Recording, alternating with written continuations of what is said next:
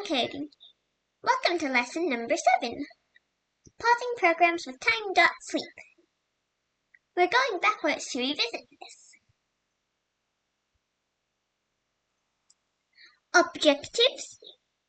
By the end of this lesson, students will understand that time.sleep pauses a program, use time.sleep with seconds, and add pauses to make programs easier to read. Before we get started, as always, if you get stuck, check spelling, check parentheses, check indentation, check quotation marks, read the error message out loud, convert math input to float, and remember, Python is a case-sensitive language. Today you will learn how to make Python wait and slow down your code so people can follow it. What is time.sleep? Time.sleep is a Python command. It tells your program to pause or wait. After waiting, the program continues. Think of it like pressing a pause button in a video. Why do we use it? We use time.sleep to slow things down so humans can read output, create delays in programs like countdowns, and to control timings in games, animations, etc. Without it, Python runs super fast. Here is a real-life analogy. Imagine giving instructions. Step 1, Step 2, Step 3.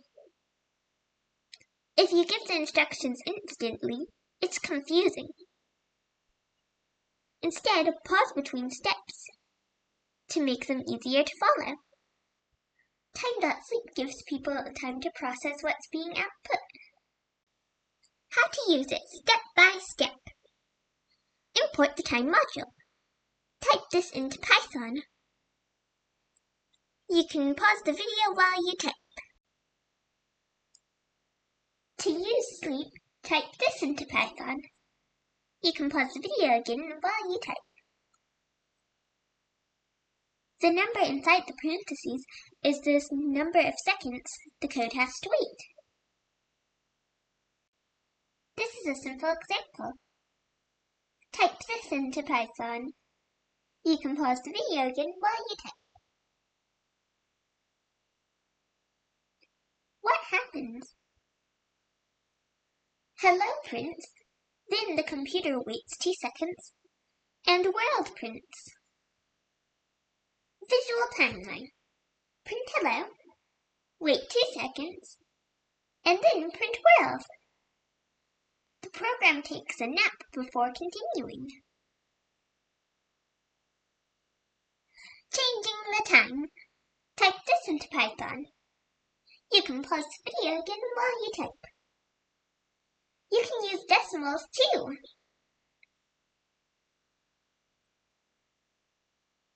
Here is a fun example. Type this code into Python.